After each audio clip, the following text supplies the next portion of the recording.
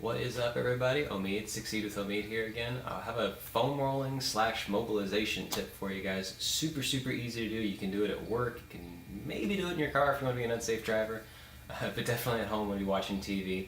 This helps with ankle pain, this helps with foot pain, this helps with knee pain, it helps with back pain, it helps with shoulder pain, everything, just by looking at the angle. I want to talk about the knee first, just because I used to have a really bad injury here I got about maybe 10 years ago. And every couple months it tends to start flaring up on me if I neglect my ankle or my hip or something like that.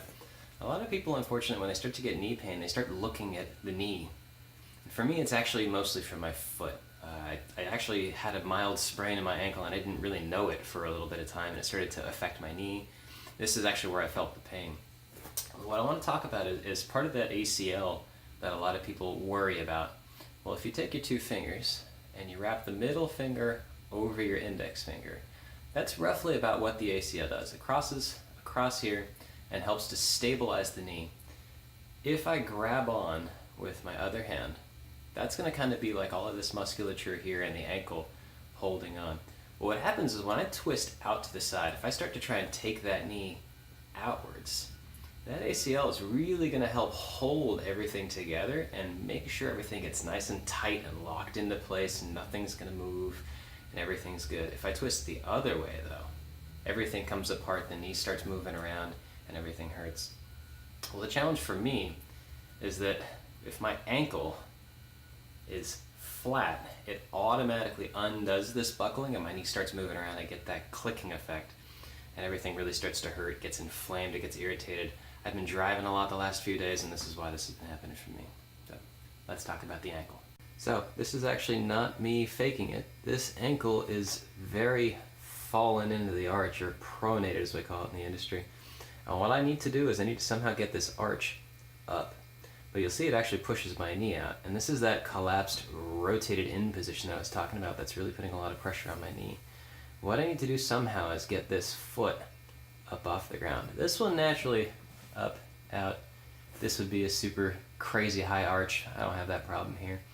But the super easy tip is most people really tend to clench their feet a lot. I'm not an exception to here, so I'm just gonna actually go after this arch a little bit.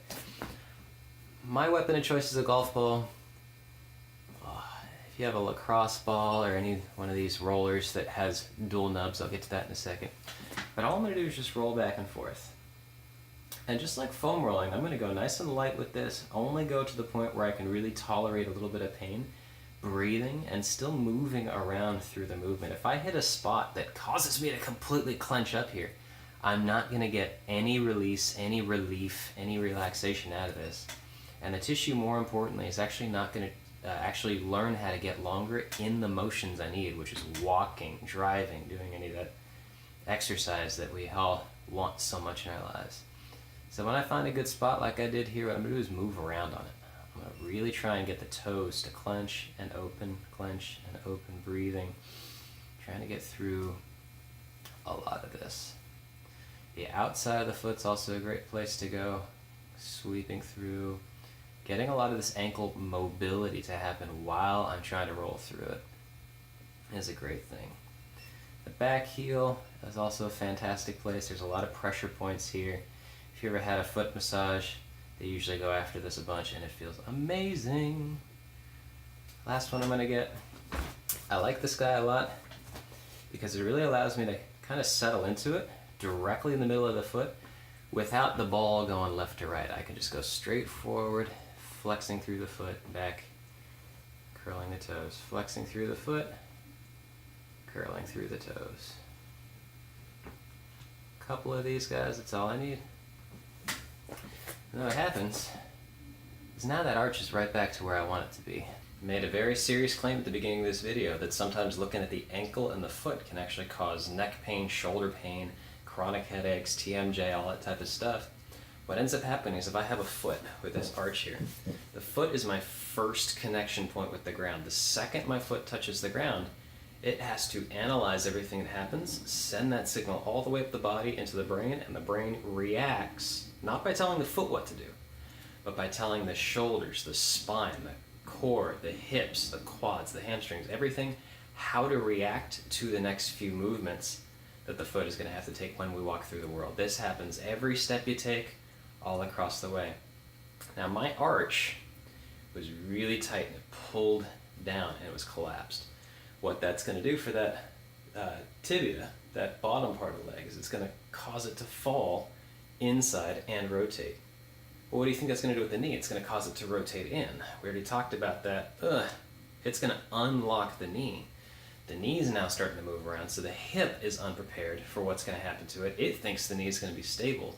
The hip starts to flex backwards. Now I'm in a lumbar extension or lordosis, and now I've got all sorts of pressure on my back. When I get pressure on my lower back, what happens to my neck? Yep. Now all of a sudden my jaw is tight, my body's freaking out, I think I'm gonna fall. What do? I clench the toes, I squeeze my butt, and I get into my throat, and my neck gets tight. Now I'm exaggerating all of this for the sake of the video so you guys can see it, but it doesn't take much of this, especially because we're supposed to walk, 20, 30,000 steps a day?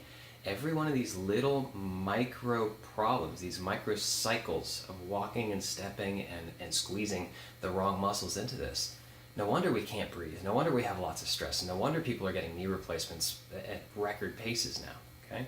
Simple little mobilization for that ankle. Roll out the foot every now and then. I keep probably 5 golf balls under my working desk at all times just because I can just roll out while I'm doing my work and really just keep active with a lot of this stuff. I hope this video is very useful to you guys. Simple little trick, rolling around the outside of the foot, inside of the foot, middle of the foot, really helps get a lot more stability into your life, gets a lot more blood circulation, and it'll help you lose weight just because you're moving around when you're usually sitting, all right?